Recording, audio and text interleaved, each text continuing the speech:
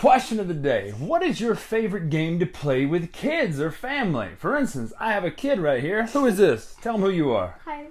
Harper. You all know Harper. She's been on several videos before.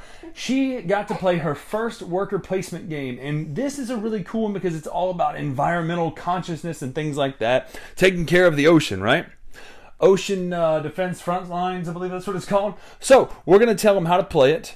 So we're going to tell you how to play it right now. And we're going to come back up, and Harper is going to give you her final thoughts. Isn't that right? Yeah. Yeah. You heard it here first.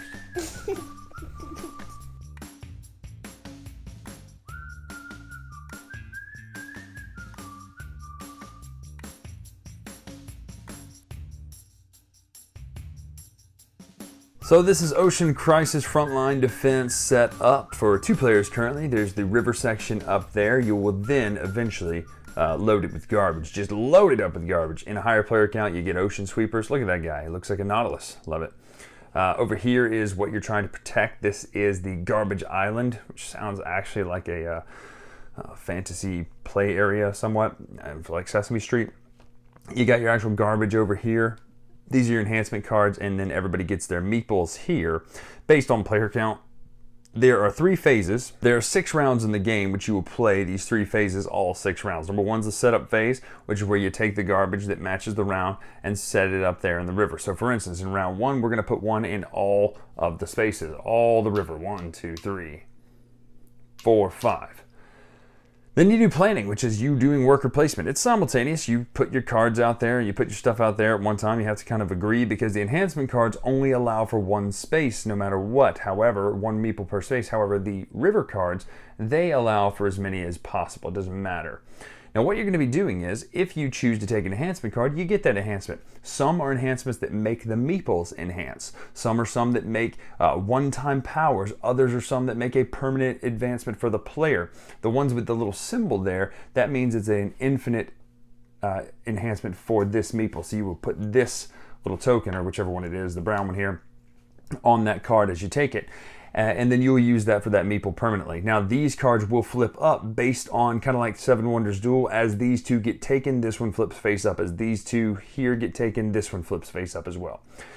If you don't, by the end of the game, or by the end of the round, finish getting rid of the garbage, which we'll show you how to do that in a minute, this will rotate. So garbage will come here.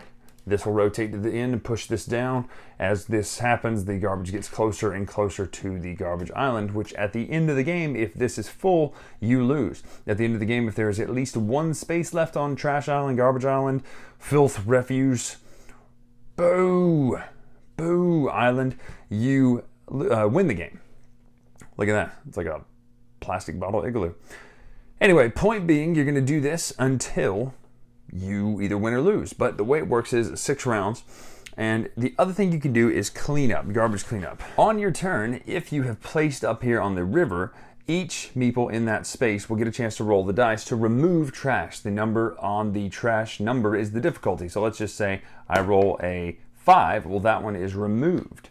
If I would roll a 3 or lower, then it would be flipped to its reduced side, making it easier. Essentially, you're going to be doing that, trying to remove this garbage. Now, at the end of the game, right before the last score, you're going to roll this dice, and whatever number is showing, you're going to take the garbage from that area and move it over to Garbage Island. So you might be on the verge of winning, and then all of a sudden, as Lady Luck of Filth would have it, you get wrecked. But that's how you play the game. It's very simple. It's a very simple, straightforward kids learner worker placement game, all about learning how to take care of the environment.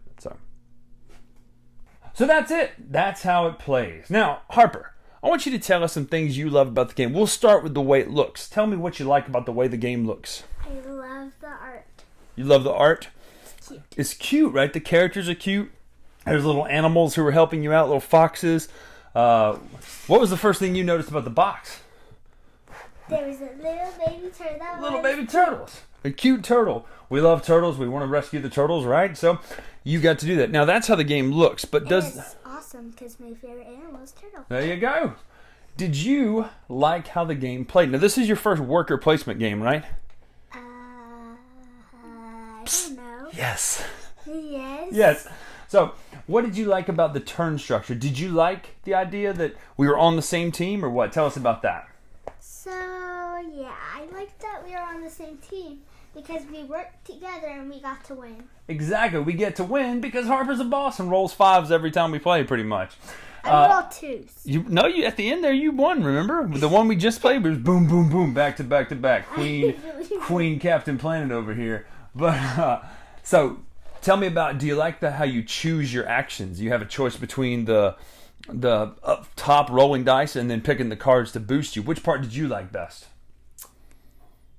I like the part where we have to take the stuff out. You like the cards, you like taking the garbage out? I like to take the garbage out. I like taking the garbage out. No, I don't like taking the garbage out here. That's a chore. That's work. That's something kids get to do. I like taking the garbage. I don't like it. We like taking the garbage out of the ocean, though, and making it cleaner, which was pretty cool. That's the only thing I like to do. I don't like doing garbage. Don't like doing garbage. But I like how you can choose cards to make your actions better, right?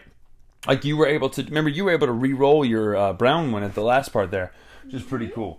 So, all in all, this is a great game to introduce the genre of worker placement to kids. I think it's a really fun one. I actually really enjoyed playing it as an adult with her and seeing her make the choices and choose, okay, well, we need to take out this 4 because the 4 is going to be hard, right? It's going to be harder to roll against. So Harper made a lot of great choices as well as where she chose to put her workers. Wait, so what?